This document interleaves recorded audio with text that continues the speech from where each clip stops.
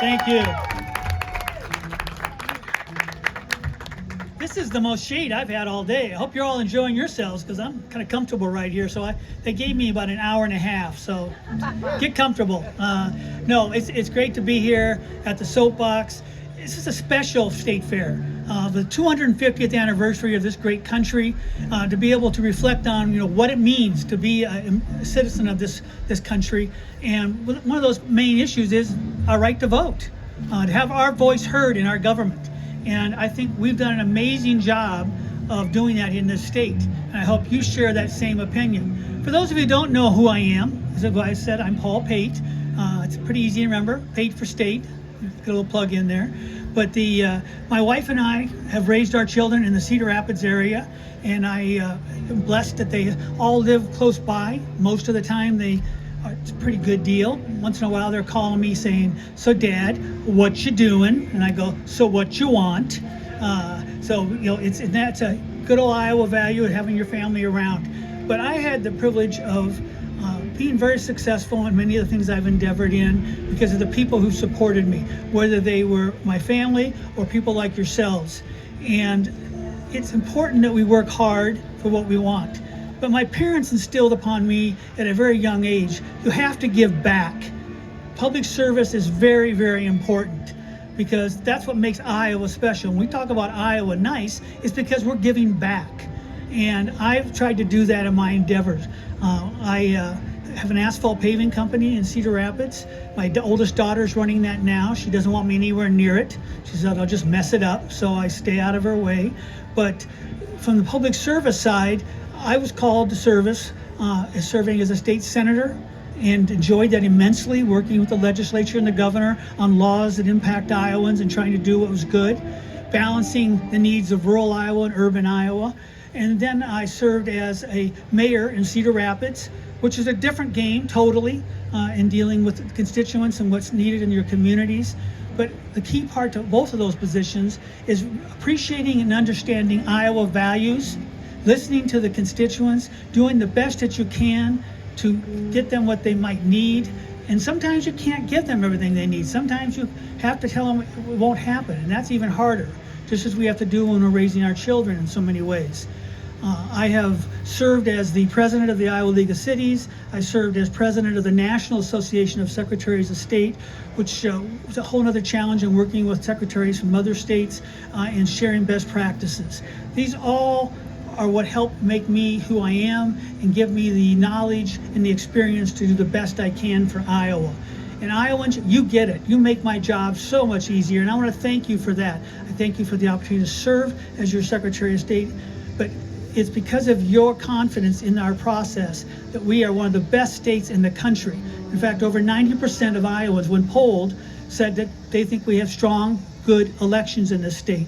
And the reason we can brag about that is because of the people.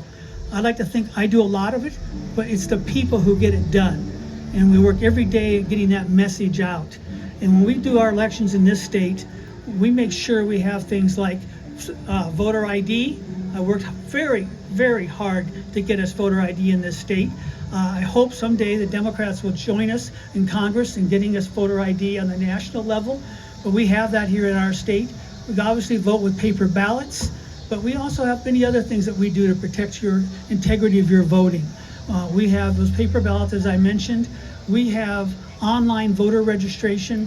I reached out to our 17-year-olds who will be 18 by November to give them an opportunity to be heard in the primaries. We've done a lot of things like that to help. We have worked very hard on our disability community to make sure our polling sites are accessible to them. And our veterans. Our veterans are very crucial. We today had a parade to pay tribute to them. We have an Honor the Veteran program in which we recognize them for their service, but we also make sure that they're not forgotten and that they're invited to be voters and that they know how the process works and where the polling sites are. Those are the things we work very hard to do because everybody counts.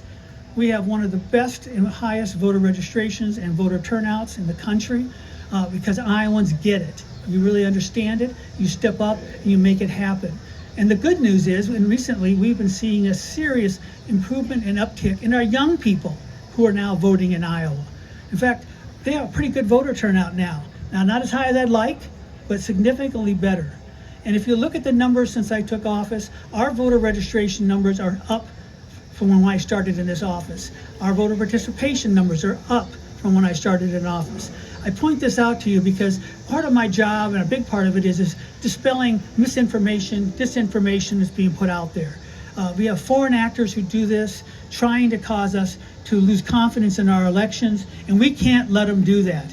If they feel that they make progress on that, we could quickly see people lose confidence in the election results. And that's like losing the war without a single shot being fired. We can't let them do that. So we have to make sure we have that confidence in our process and what we're doing. So we're going to work very hard on that front. But we have a secret weapon. Some of you in the audience are probably part of it, that makes our elections some of the best. And it's how I can tell you when I look you in the eye that I have confidence that our elections are run right. And that's our poll workers. Our friends and neighbors, the people we work with, we go to church with, we're neighbors, they are the ones who make it happen. How many in the room here, how many of you have ever been a poll worker? Raise your hand. You deserve a round of applause. Really, seriously, you deserve it. It's how I get to sleep at night. So I know we have good people like you out there getting it done for us.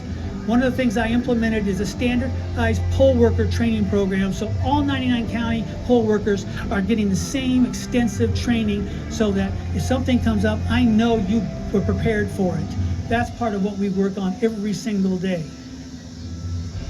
The other thing I'm going to talk about here is we have a challenge. When you look at elections, it's about participation and it's also about integrity. They're not mutually exclusive. Anyone who tells you different, it's just wrong.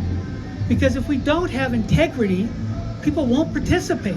They won't believe in the election results. So we have to have both. That's why we do the things we do. And we have to continue to have that message. So let's keep the politics out of this as much as we can. I am not just a Republican running for office.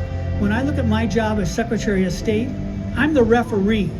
I don't wear a team jersey when I'm running these elections.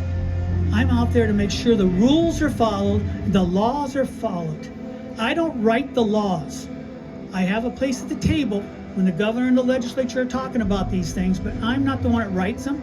But by gosh, I'm going to make sure they get enforced, because that's what the candidates expect, is a consistent approach to how we're doing the election so everybody has a fair shot at it. That's what we're going to continue to work on. And Iowa continues to be recognized for the things we do. We've received many national recognitions for that kind of work, and we're going to keep that up. Now, I'm talking elections today because that's not what this is about, the Soapbox, but this office does so much more. I'm very involved in a program called Safe at Home. It helps victims of domestic and sexual violence. It helps them have an opportunity to be protected in ways that they wouldn't have otherwise, so that they can vote without having to put out their information. We also are very involved in the human trafficking arena. We have a program called Business Against Trafficking, which we reach out to over 1,000 members, businesses across the state, who help us get the word out of how to do something about trafficking in our state, whether it's sex trafficking or labor trafficking. Until we get rid of it, we can't say we're just Iowa nice. We have to do that for everybody out there. And of course, we are the portal for small business. We have hundreds of thousands of businesses who come through this office. We need to be the office that helps cut the red tape and the bureaucracy to make sure that these businesses are successful. We've implemented a 24-hour call center so people can talk to a real person. We have online, so you don't have to live in Des Moines for all these services. You can get it in any of the 99 counties that are out there. That's what it's about. We're not a government of just Des Moines. We are truly all 99 counties. So collectively, that's what this is really, truly about. And I need your involvement. We cannot sit on the sidelines come November. Every one of you need to be out there voting. You need to inspire your friends and neighbors to vote, because your voice is so important. And after the election, you can have people who might complain about some of the results, but did they vote? Their voice really counts. We had a congressional race here in Iowa a few years ago that was won by 6 votes. So yes, your vote counts. And that is why we combat voter fraud the way we do. What is an acceptable level of voter fraud? Zero. And so We're going to keep working on that arena. That's why we have the voter ID. That is why we work with you on making sure everybody understands the rules of the road, and we're going to keep that path up as we go out there. That's where we're at right now, and I want to just thank you all for coming out today. I want you to remember what this 250th anniversary is about, and let's really focus on making it easy to vote but hard to cheat. Thank you again.